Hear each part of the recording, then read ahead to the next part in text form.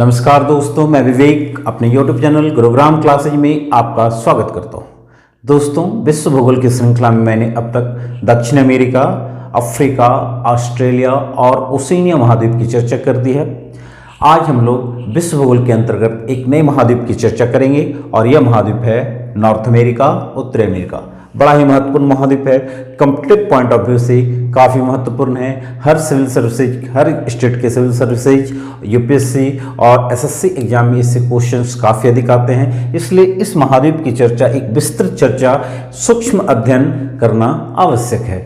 इस महाद्वीप के संदर्भ में मैं 4 वीडियो बनाऊंगा। आज उत्तरी अमेरिका का पार्ट 1 है, जिसके अंतर्गत मैं उत्तरी अमेरिका का एक सामान्य परिचय आपके सामने प्रस्तुत करूंगा। तो आइए शुरू करते हैं नॉर्थ अमेरिका। यह नॉर्थ अमेरिका महाद्वीप है। हम लोग इस महाद्वीप के बारे में जानते हैं कि यह महाद्वीप जो है एशिया और अफ्रीका के बाद विश्व का तीसरा सबसे बड़ा महाद्वीप है। जहां तक क्षेत्रफल की बात है तो इस महाद्वीप का क्षेत्रफल विश्व के कुल क्षेत्रफल के 16.3% भूभाग में है।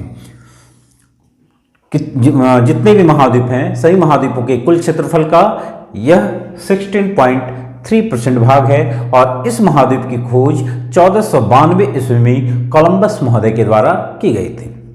अब हम लोग समझते हैं इस महाद्वीप की चौहद्दी के बारे में। तो यह महाद्वीप हम लोग देख रहे हैं, यह महाद्वीप चारों ओर से महासागरों के द्वारा घिरा हुआ है। उत्तर में यह महाद्वीप आर्कटिक महासागर से घिरा हुआ है और आर्कटिक महासागर का यह पार्ट जो है यह ब्यूफोर्ट सागर के नाम से जाना जाता है। अगर आपसे पूछ दिया जाए प्रॉपर सागर कि उत्तरी अमेरिका महाद्वीप के ऊपर में या उत्तर में कौन सा सागर है, तो महासागर की जब बात की जाएगी तो आर्कटिक महासागर, और सागर जो है तो आर्कटिक सागर का एक भाग है जिसका नाम है ब्यूफोर्ट सागर। क्लियर है।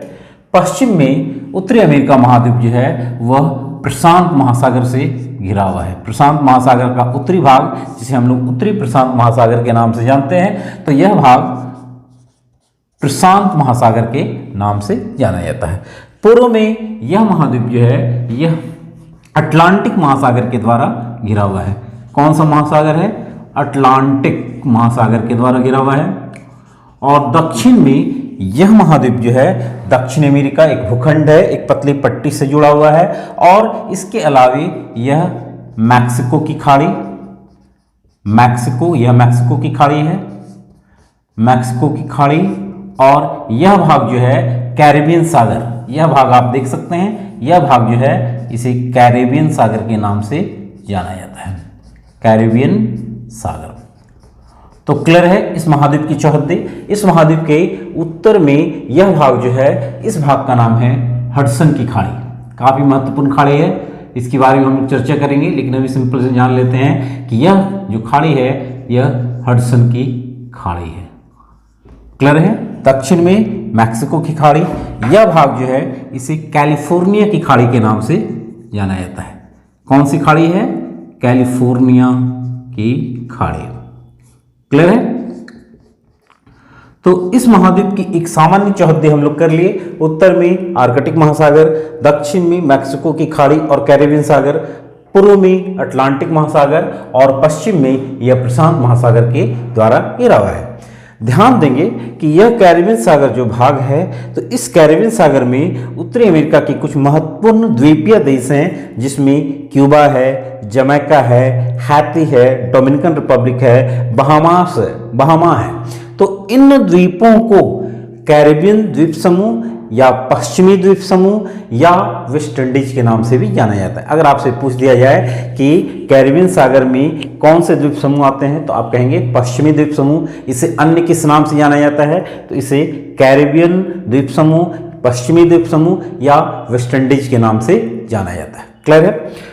इंपॉर्टेंट पॉइंट क्या है कि उत्तरी अमेरिका महाद्वीप दक्षिणी अमेरिका महाद्वीप से, जो इसके दक्षिण में है, एक जल संधि के द्वारा अलग होता है, एक नहर के द्वारा अलग होता है। इस नहर का नाम है, यहां पर देखिएगा, यह नहर पनामा में स्थित है, जिसका नाम है पनामा नहर।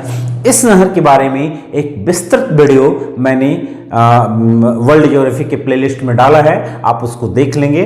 तो यहाँ पर इस नहर की विस्तृत चर्चा करना आवश्यक नहीं, क्योंकि एक विस्तृत वीडियो लगभग 25 मिनट का वीडियो मैंने बनाया है पनामा नहर के संदर्भ में, आप इसके बारे में आप वहाँ देख सकते हैं। क्लियर है? तो उत्तरी अमेरिका महाद्वीप, अगर आपसे क्वेश्चन पूछा जाएगा कि उत्तरी अमेरिका महाद्वीप दक्षिणी अमेरिका महाद्वीप से किस नहर के द्वारा अलग होता है, तो आप क्या बताएंगे? पनामा नहर। एक इंपॉर्टेंट पॉइंट आपसे इसमें जान लीजिए कि यह नहर पनामा में है, और इसी नहर की तर्ज पर कोस्टारिका निकारागुआ के द्वारा एक अन्य नहर बनाया जा रहा है। इसका प्रतिद्वंदी नहर तैयार किया जा रहा है, जिसके द्वारा कैरिबियन सागर और प्रशांत महासागर को जोड़ा जा सके। क्लियर है? अब आ जाएंगे कि उत्तरी अमेरिका महाद्वीप जो है, तो इस भूखंड में कुल कितने देश आते हैं, तो ध्यान देंगे इस भूखंड में कुल 29 देशों को शामिल किया जाता है। उत्तरी अमेरिका महाद्वीप में कुल 29 देश हैं, जिनमें प्रथम 5 देशों की अगर चर्चा की जाए क्षेत्रफल में, तो सबसे बड़ा देश जो है यह है कनाडा। ध्यान देंगे, यह देश है कनाडा। कनाडा के नीचे यह दूसरा देश है जो जिसे उत्तरी अमेरिका यूएसए के नाम से जाना जाता है, या संयुक्त राज्य अमेरिका के नाम से जाना जाता है। यह है संयुक्त राज्य अमेरिका। इस महादेश का तीसरा प्रमुख देश है, यह है क्षेत्रफल में, यह है मैक्सिको। क्लियर है? और इसी महाद्वीप का अगला जो सबसे बड़ा देश है वह है निकारागुआ, ये क्यूबा, और यहां पर है निकारागुआ। तो ये क्षेत्रफल में जो प्रथम 5 देश हैं वह उत्तरी अमेरिका के कौन कौन से हैं? कनाडा, संयुक्त राज्य अमेरिका, मैक्सिको, निकारागुआ और क्यूबा। क्लियर है? अब हम लोग आते हैं कि इस महाद्वीप के कुल जो 29 देश हैं उन्हें हम कितने भागों में वर्गीकृत करते हैं, तो इन महाद्वीप के कुल 29 देशों को 2 प्रमुख भागों में वर्गीकृत किया जाता है। कौन कौन से 2 प्रमुख भाग हैं? तो पहला भाग जो है उसे हम लोग कहते हैं एंग्लो अमेरिका।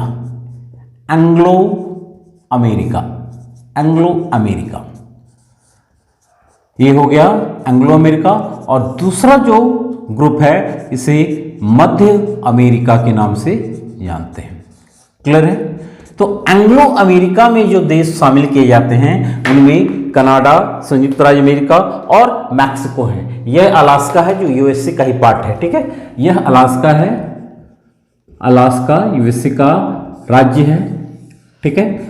तो एंग्लो अमेरिका में कौन कौन से हैं? कनाडा, संयुक्त राज्य अमेरिका और मैक्सिको। और मध्य अमेरिकी देश में 7 प्रमुख देश आते हैं जो उत्तरी अमेरिका और दक्षिण अमेरिका के मध्य में हैं। इन 7 प्रमुख देशों को उत्तर से दक्षिण हम क्रमशः, जैसे हम लोग शुरुआत करेंगे, इसको करीब सेट करने के लिए भी देता है, इसलिए इसको आपको ध्यान से देख लेंगे कि अगर उत्तर से हम बात करें, उत्तर से दक्षिण, ठीक है, तो इनका आकार, इनका एरिया जो है यह निम्न प्रकार है। सबसे पहले यहां आ जाएगा बेलीज। क्लियर है? बेलीज के बाद इसके नीचे है ग्वाटेमाला। आप लोग मैप में देखेंगे, इसको क्रम से हमको सेट करने के लिए सीख लेना पड़ेगा। सबसे पहले बेलीज के बाद ग्वाटेमाला के बाद होंडुरास के बाद एल साल्वाडोर के बाद निकारागुआ के बाद कोस्टारिका और सबसे अंतिम में है पनामा।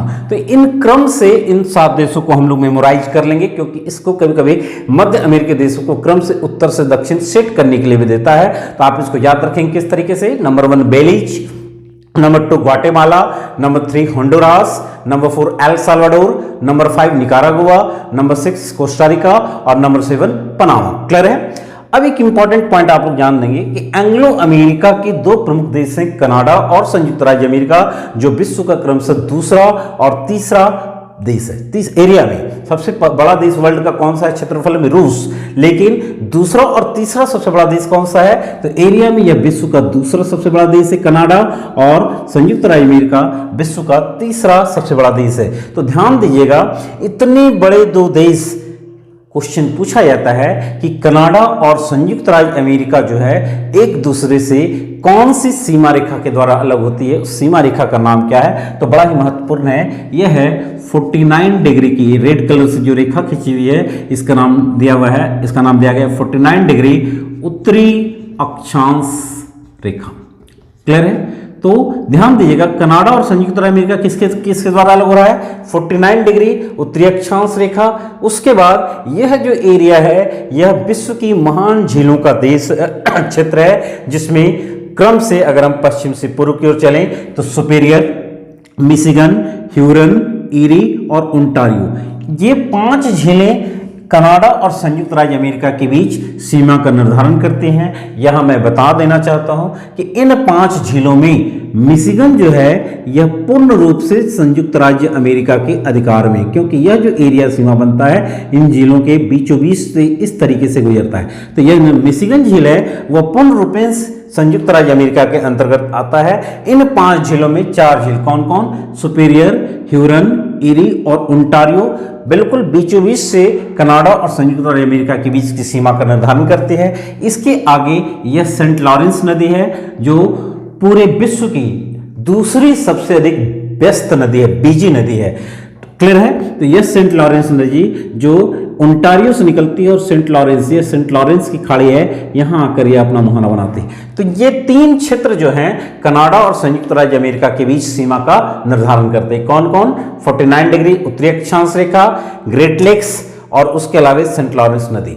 49 डिग्री उत्तरी अक्षांश रेखा के बारे में बता देना चाहता हूं कि इस सीमा रेखा को विश्व की सबसे शांत सीमा रेखा के नाम से जाना जाता है। सबसे शांत मतलब इतनी शांत सीमा रेखा विश्व के किसी भी देश के बीच में नहीं है। ध्यान देंगे, इसमें इंपॉर्टेंट पॉइंट क्या है कि यहां पर विश्व के 2 सबसे शक्तिशाली देश, सबसे बड़े देश यहां हैं इस रेखा के।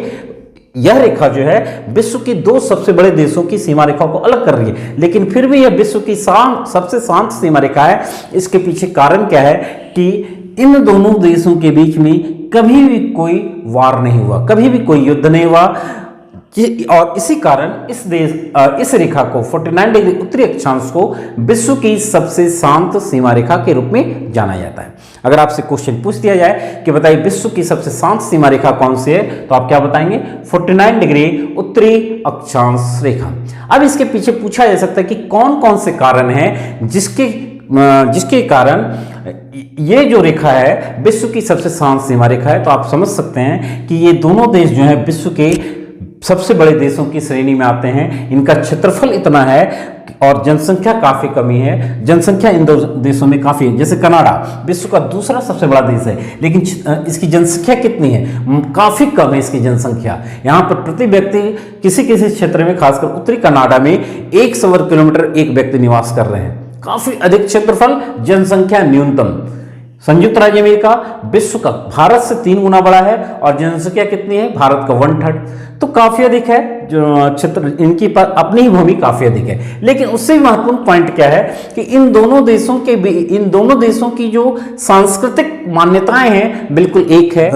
फॉरवर्ड इनका काफी पॉजिटिव सोच होता है। तो इन दोनों देश एक ही समान सभ्यता और संस्कृति को मानने वाले हैं, जिसके कारण भी यहाँ पर कभी युद्ध नहीं हुआ। और तीसरा और एक महत्वपूर्ण कारण कि दोनों देश परमाणु संपन्न देश हैं। तो ऐसा देखा जाता है कि जहां पर 2 बड़े देश परमाणु संपन्न होते हैं उनके बीच में कोल्ड वार तो होता है, लेकिन डायरेक्ट युद्ध कभी नहीं होता है। आप देख सकते हैं कि एक समय भारत पाकिस्तान युद्ध होता था, भारत चीन युद्ध हो रहा है, लेकिन अब इतनी गंभीर स्थिति होने के बावजूद खुलकर वार दोनों देश कोई नहीं आगे बढ़ रहे हैं, क्योंकि सभी देश परमाणु संपन्न हैं। इन दोनों देश परमाणु संपन्न हैं। जानते हैं कि डैमेज अगर होगा तो दोनों देशों को होगा। ठीक है, तो ये कारण है जिसके कारण कनाडा और संयुक्त राज्य अमेरिका के बीच में यह सबसे शांत सीमा रेखा का निर्माण करती है। महान झील प्रदेश यह विश्व का सबसे बड़ा झील प्रदेश है, जिसके अंतर्गत क्रम से पश्चिम से पूर्व 5 झीलें आते हैं: सुपीरियर, मिशिगन, ह्यूरन, ईरी और ओंटारियो। इनमें से सुपीरियर झील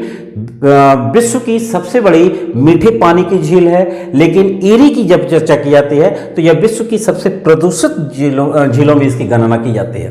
क्लियर है? इस झील प्रदेश में यूएसए और कनाडा का काफी औद्योगिकरण हुआ है। आप जानते होंगे कि विश्व का एक महत्वपूर्ण शहर है शिकागो, इसी झील के तट पर है शिकागो और गैरी।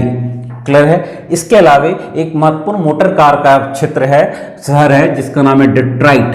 यह ईरी झील के तट पर है। तो यह झील जो है काफी महत्वपूर्ण औद्योगिक प्रदेश है। मिनरल्स माइनिंग के एरिया में आयरन ओर के लिए भी काफी महत्वपूर्ण है, जिसकी चर्चा मैं खनिज संपदा की कॉलम में जब आऊंगा तो यहां पर करूंगा। लेकिन सिंपल जान लेंगे कि यह 49 डिग्री उत्तरी अक्षांश, यह ग्रेट लेक्स। और सेंट लॉरेंस की जब बात आती है तो सेंट लॉरेंस नदी कनाडा और यूएसए के बीच कुछ दूरी तक सीमा का निर्धारण करती है और यह नदी विश्व की दूसरी सबसे अधिक व्यस्त नदी के रूप में इसकी चर्चा की जाती है। क्लियर है? अब हम आते हैं कि अगर आपसे क्वेश्चन पूछा जाएगा कि कौन सी देशांतर रेखा उत्तरी अमेरिका को दो बराबर भागों में बांटती है, तो एक देशांतर रेखा उत्तर से दक्षिण की ओर जा रही है, इसका नाम है 100 डिग्री की पश्चिमी देशांतर रेखा। क्लियर है? 100 डिग्री की पश्चिमी देशांतर रेखा संयुक्त राज्य उत्तरी अमेरिका को दो बराबर भागों में बांटती है। इसके पूर्व का भाग पूर्वी उत्तरी अमेरिका और पश्चिम का भाग पश्चिमी उत्तरी अमेरिका के नाम से जाना जाता है। तो यह भी एक महत्वपूर्ण सेक्शन है, आपसे क्वेश्चन पूछा जा सकता है कि कौन सी देशांतर रेखा उत्तरी अमेरिका का दो बराबर भागों में विभाजन करती है, तो आप क्या बताएंगे? 100 डिग्री की पश्चिमी देशांतर रेखा। और हम लोग देख रहे हैं कि इस महाद्वीप के अंतर्गत एक उत्तर में एक महत्वपूर्ण द्वीप है। इस द्वीप का नाम है ग्रीनलैंड। विश्व का सबसे बड़ा आइलैंड है, सबसे बड़ा द्वीप है जिसका नाम है ग्रीनलैंड। इससे क्वेश्चन क्या पूछा हुआ है पहले हम लोग समझ लें कि इससे क्वेश्चन पूछा हुआ है कि विश्व के उस द्वीप का नाम बताइए जो भौगोलिक रूप से तो नॉर्थ अमेरिका का भाग है लेकिन पॉलिटिकली राजनीतिक दृष्टिकोण से यह यूरोप का भाग है। तो आप बताएंगे यह है ग्रीनलैंड। क्यों? क्योंकि यह तो पार्ट तो है उत्तरी अमेरिका का भौगोलिक दृष्टिकोण से, लेकिन इस द्वीप पर किसका अधिकार है? एक यूरोपीय देश का अधिकार है जिसका नाम है डेनमार्क। अर्थात इस द्वीप पर किसका अधिकार है? डेनमार्क का। और इसी कारण राजनीतिक दृष्टिकोण से यह द्वीप यूरोप का है और भौगोलिक कारणों से भौगोलिक दृष्टिकोण से यह उत्तरी अमेरिका का पार्ट है। इस द्वीप का नया नाम है कल्लालित नुन्नाथ। अगर आपसे क्वेश्चन पूछ दिया जाएगा कि ग्रीनलैंड का नया नाम क्या है, ठीक है, तो आप क्या बताएंगे? कल्लालित नुन्नाथ। कल्लालित नुन्नाथ। और इसकी राजधानी जो है यह है यहां पर, इसका नाम है नुक। नुक। और इसका यह भाग जो है केप फेयरवेल, यह ग्रीनलैंड का सबसे दक्षिणी बिंदु है जिसका नाम है केप फेयरवेल। क्लियर है? अब हम लोग चर्चा करते हैं कि उत्तरी अमेरिका और ग्रीनलैंड के बीच में कौन सी जल संधि है। तो जल संधि की जब बात की जाएगी तो यहां पर विश्व की सबसे चौड़ी जल संधि है जिसका नाम है डेविस। इसका महत्व क्या है? क्वेश्चन इससे क्या पूछा जाता है एग्जाम में कि पहला क्वेश्चन कि विश्व की सबसे चौड़ी जल संधि, चौड़ाई सबसे अधिक किसकी है? तो यह है डेविस जल संधि।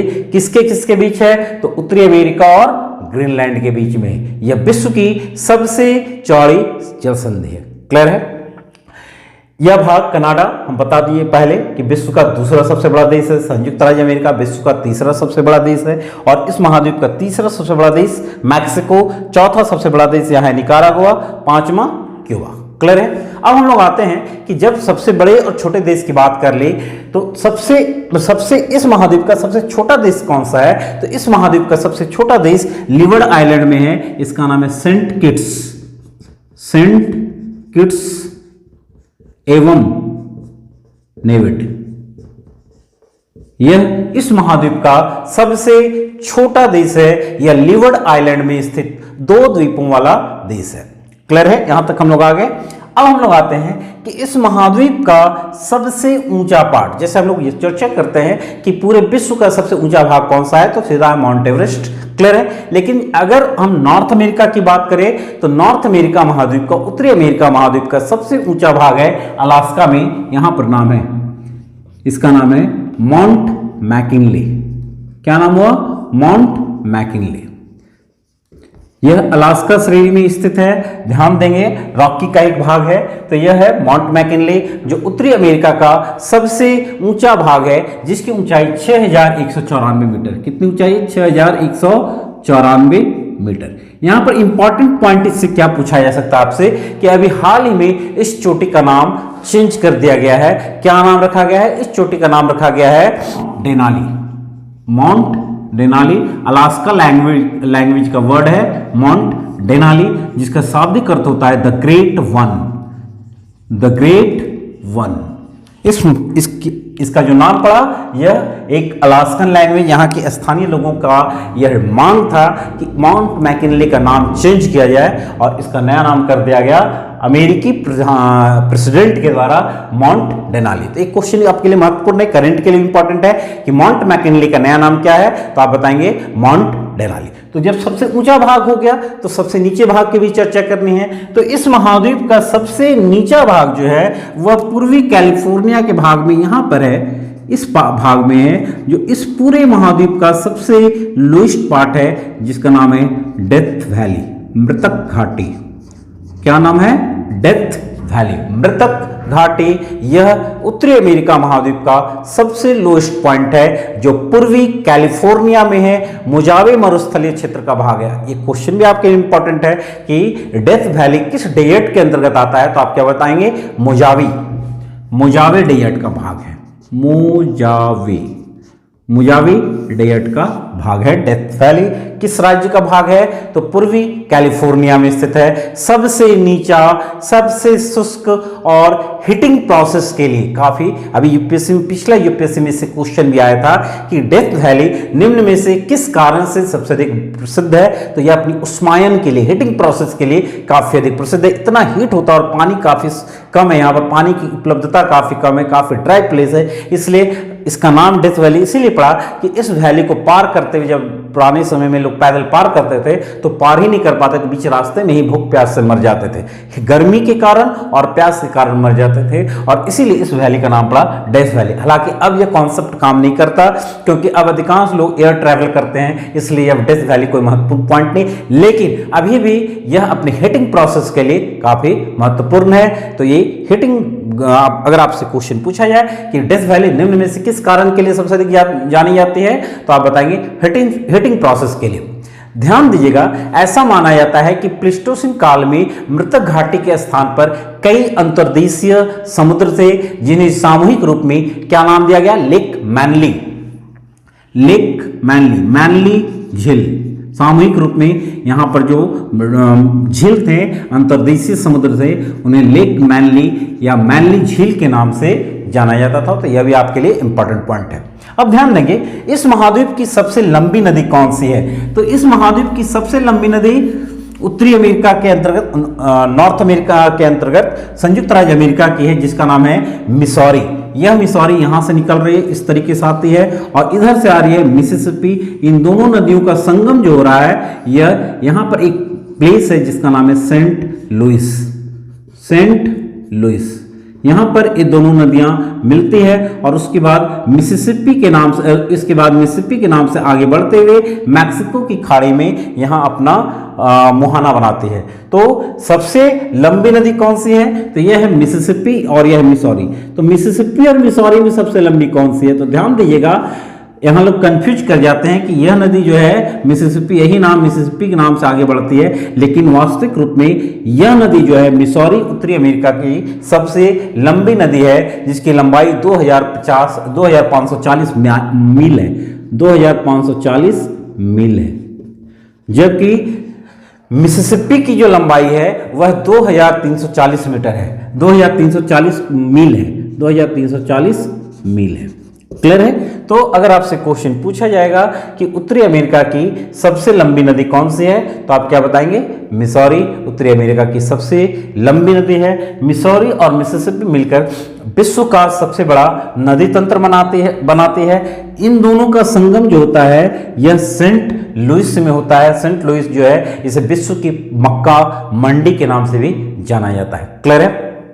महान झील को आप लोग ध्यान देंगे, क्रम से पूर्व से पश्चिम सेट करके रख लेंगे, क्योंकि ये कई बार सेट करने के लिए पूछा जाता है कि महान झीलों को क्रम से पूर्व से पश्चिम सेट करके रखेंगे, सेट कीजिए। तो क्या बताएंगे? सुपीरियर, मिशिगन, ह्यूरन, एरी और ओंटारियो। इन महान झीलों में मैंने अभी बता दिया कि इन 5 झीलों में मिशिगन झील जो है वह पूर्ण रूप से संयुक्त राज्य अमेरिका के अधिकार में, बाकी अन्य सभी 4 झीलें जो हैं यह कनाडा और संयुक्त राज्य अमेरिका के बीच बराबर विभाजित है। यह एक महत्वपूर्ण द्वीप है जिसका नाम है न्यू फाउंडलैंड। आप लोग इसको नाम सुने होंगे जरूर। न्यू फाउंडलैंड कनाडा का आइलैंड है, कुहासा का द्वीप के नाम से जाना जाता है। क्या नाम दिया गया है कुहासा का द्वीप। इसके पीछे कारण क्या है कि नीचे से एक गर्म जलधारा चलती है जिसका नाम है गल्फ स्ट्रीम, और ऊपर से एक ठंडी धारा आती है जिसका नाम है लेब्राडोर। इन दोनों का संगम यहाँ पर होता है न्यूफाउंडलैंड के पास, जिसके कारण गर्म और ठंडी जलधारा मिलने के कारण हमेशा यहाँ पर कुहासा छाया रहता है। और इसके बेनिफिट भी है और इसका नेगेटिव पॉइंट भी है। बेनिफिट क्या है कि गर्म और ठंडी जलधारा के मिलने से यहाँ पर क्या होता है, प्लैंकटन नामक घास जो है काफी अधिक डेवलप होती है, जो मछलियों का मुख्य भोजन होती है, और इसी कारण यहाँ पर ग्रांड बैंक का विकास हुआ है। क्लियर है? तो यह मछली का एक बहुत ही महत्वपूर्ण सोर्स है। कौन सा? Grand bank. और इससे इंपॉर्टेंट पॉइंट और भी है कि आप जानते होंगे कि एक मूवी बनी थी टाइटैनिक। अपने समय में इस जहाज के बारे में कहा जाता है कि अपने समय का सबसे बड़ा जहाज था, इतना बड़ा जहाज था कि जिसके बारे में कहा जाता था, इसके निर्माताओं ने बताया था कि यह जहाज कभी डूब ही नहीं सकता, और अगर कभी ऐसी नौबत आई भी तो यह डूबने में कम से कम इसको 1 सप्ताह का समय लगेगा। लेकिन ऐसा हुआ कि यह जहाज टाइटैनिक 1912 में अपनी पहली यात्रा में डूब गया, और डूबने में मात्र 3 घंटे का समय लगा। और डूबने के पीछे कारण यह माना जाता है कि यहाँ पर जो लेब्राडोर के द्वारा लाए जाते थे हिमशिलाखंड, उन्हीं से यह जहाज टकरा गया और 2 भागों में टूट गया। तो यह जो कुहासा का द्वीप है हमेशा जहाज का दुर्घटना का सोर्स होता है, इसलिए बेनिफिट पॉइंट भी और नेगेटिव भी इसका है। तो उत्तरी अमेरिका का एक सामान्य परिचय हम लोगों ने समझ लिया। अगले टॉपिक में, अगले वीडियो में हम लोग उत्तरी अमेरिका के भौतिक प्रदेश और उत्तरी अमेरिका की नदियों के बारे में चर्चा करेंगे। धन्यवाद।